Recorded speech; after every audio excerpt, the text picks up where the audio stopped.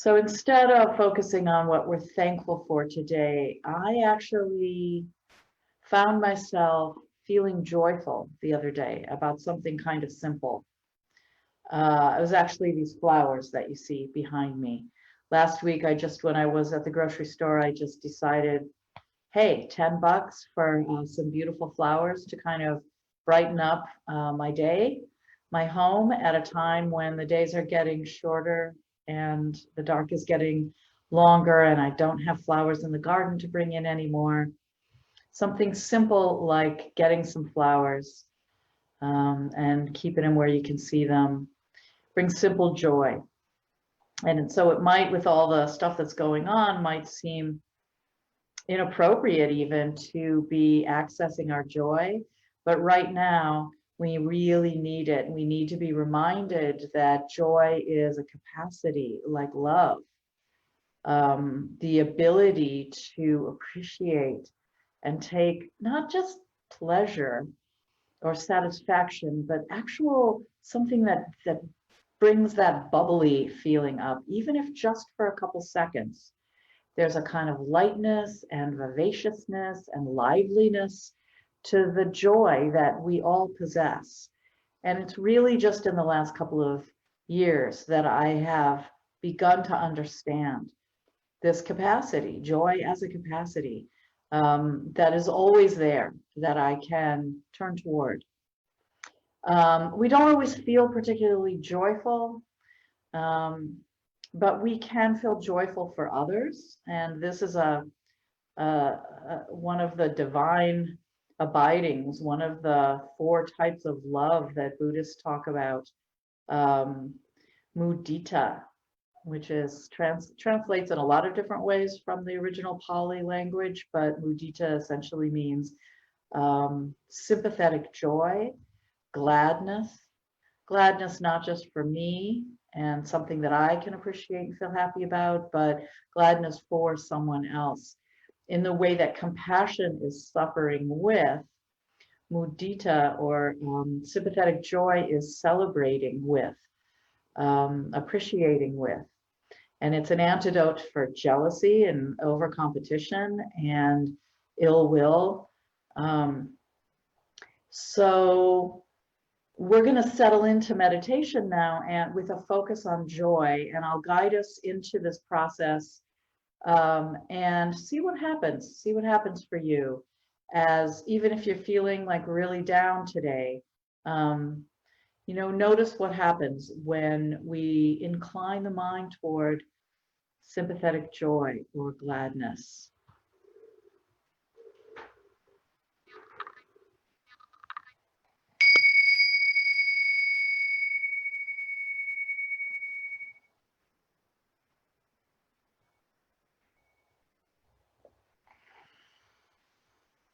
So beginning as we usually do by gently closing the eyes or adopting a soft downward gaze.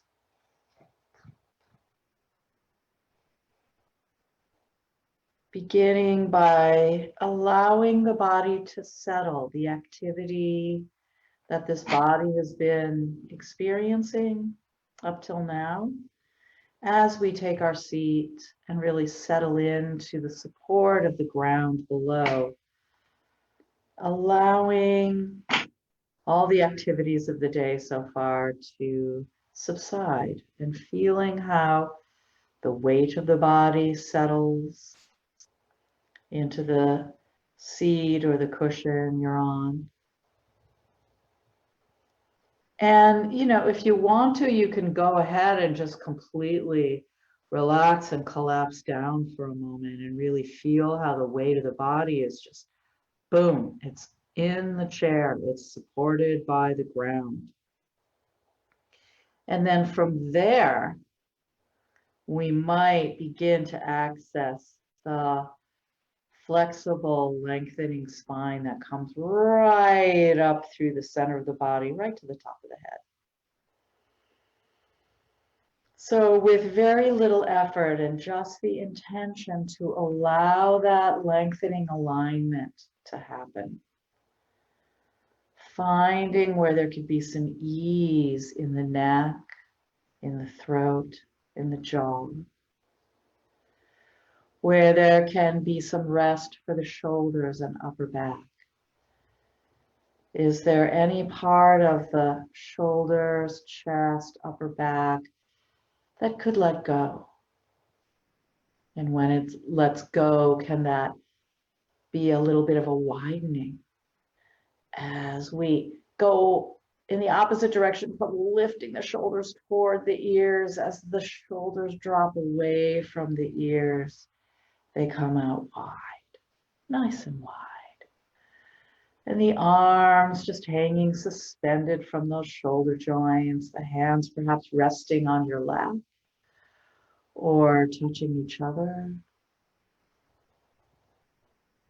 Can we let the arms and hands have their pause, their rest, their ease? There's nothing to do with the hands right now. There's nothing to hold in the arms. So allowing the work of the hands and arms to come to a rest now.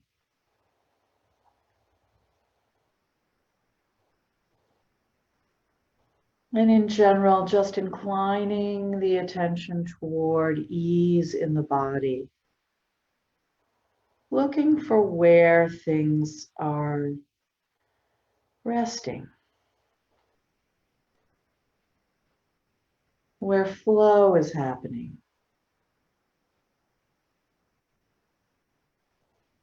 There might even be a sense of emptiness some places in the body. Not the same as being tight and numb, but just so light and at ease. There's very little sensation.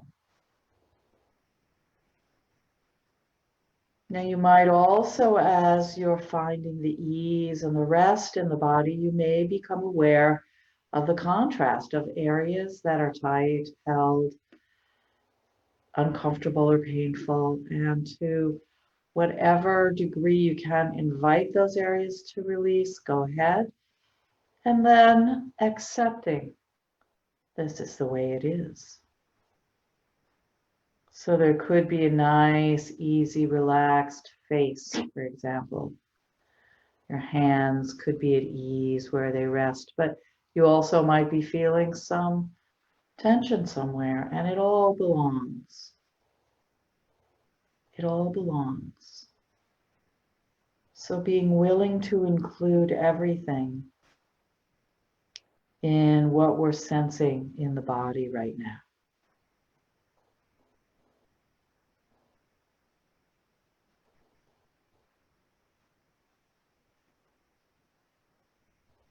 Appreciating the body's mind to become quiet and relatively still.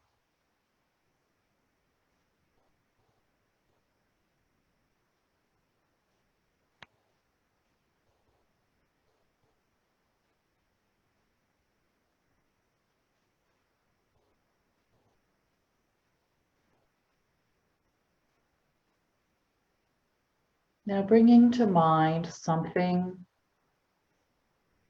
that brings you joy, something that recently, hopefully, an experience of joy. Try to be specific. It could be something very simple, like looking at the flowers I brought home brings me joy. Or it could be someone in your life that brings you great joy. And if it's a person or a kind of general situation, see if you can find one specific instance of joy with that person or in that situation. You know, my work brings me joy, but I want to bring to mind a specific encounter with someone or aspect of my work recently that has sparked a little joy, even if just for a moment. Your dog jumped up and licked your face. Ah, joy. So make it as specific as you can. See yourself in that moment of appreciative joy or gladness.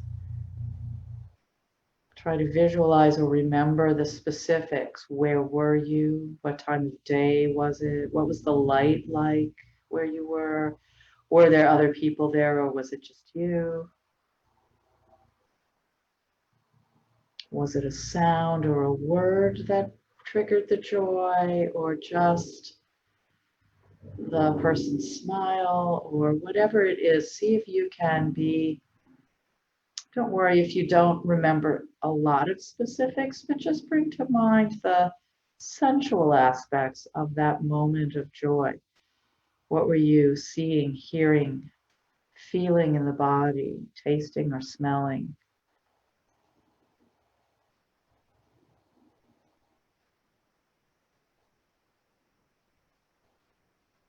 And as you bring this incident of joyfulness to mind, begin to notice now in this moment what you're sensing in the body.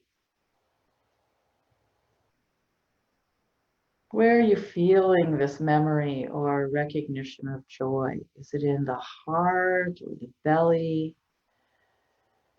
Something in the throat or in the back?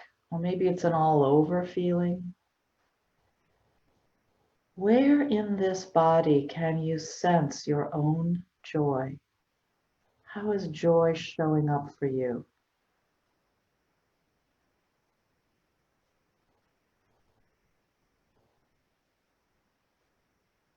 And can you let your heart open even wider to receive these moments of joy?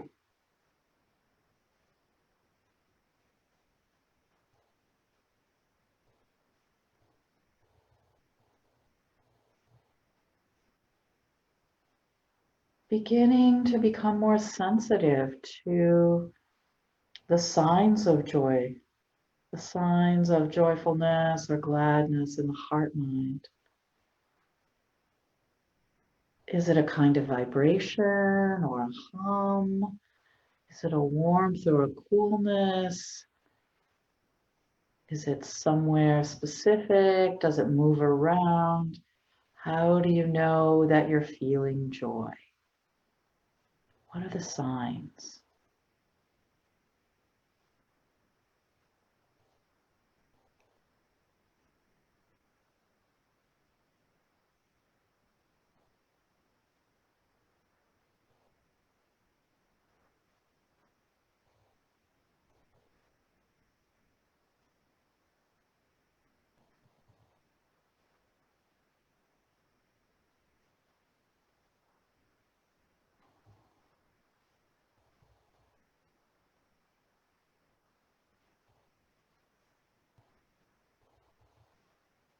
And you can stay with your own experience of joy.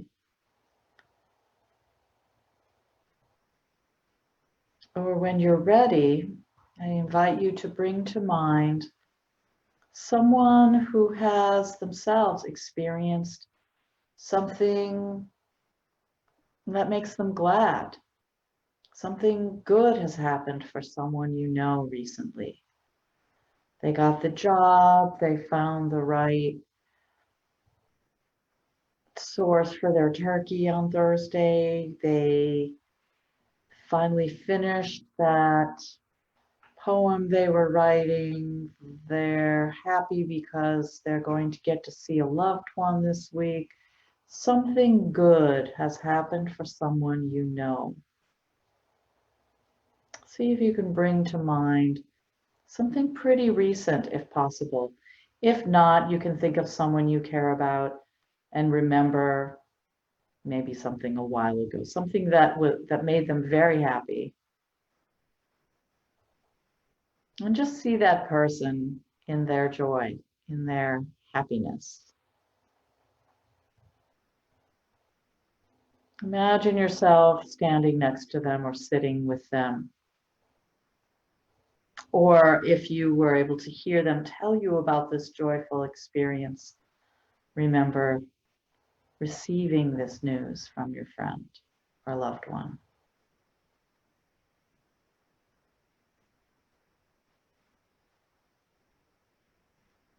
And as you do, again, notice how it's feeling for you in the here and now, especially in the body. As you share in this friend or loved one's joy, what happens in you? Even in a memory, even in imagination, even if you can't actually reach out to this person and literally share in their moment of joy, picture that happening. Notice, how does your body-mind respond? What does it feel like to share in gladness and joy with another?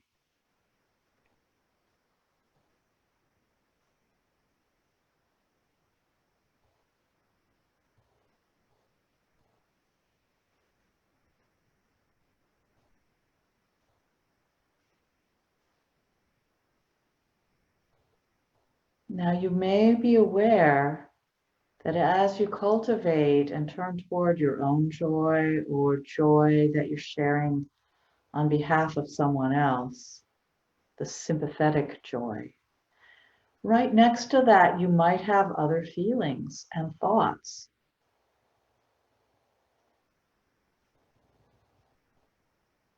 Other sensations, other emotions, other thoughts, maybe the opposite ones even show up as you open your heart to sympathetic joy. You may also be aware of thoughts and feelings of envy or regret or other less desirable, perhaps, feelings. And can that all be there in the same way that we scanned through the body earlier and found places of ease and comfort alongside perhaps places in the body that don't feel so great today? So can it all be included? It is possible to legitimately wish well for another person and also have other thoughts and feelings.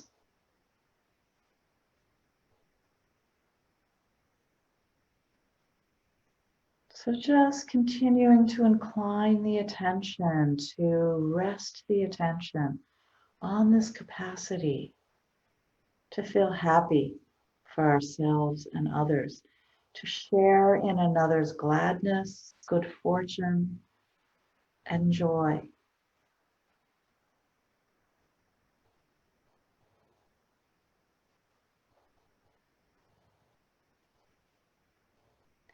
Seeing if you can stay present to the sensations of joy in the body,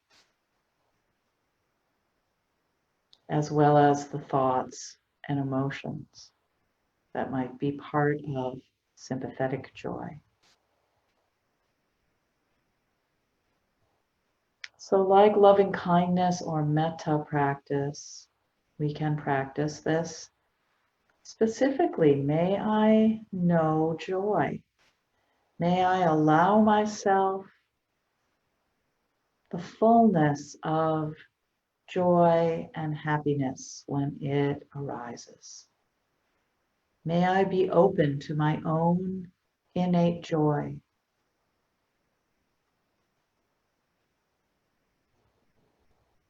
May I hold space today for simple moments of joyful connection with others, with my environment.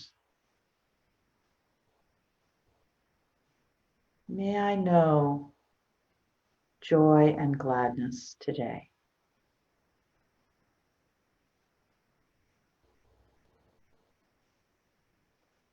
And of course, what we want for ourselves, we want for others. And so you can bring to mind that person that you were thinking of earlier, if you'd like, or another person you care about.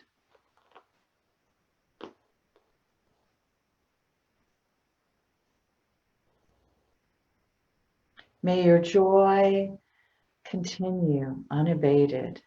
May you gain strength from your own joy and gladness. May you feel fully the joy that your life brings you. May you open your heart to receive the gladness that is shared by others in your life.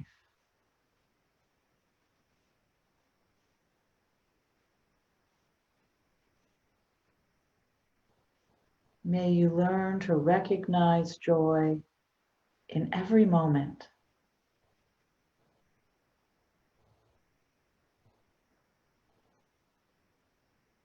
And may all beings everywhere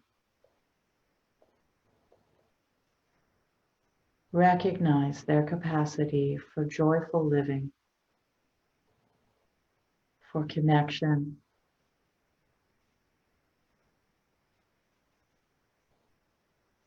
and for well-being.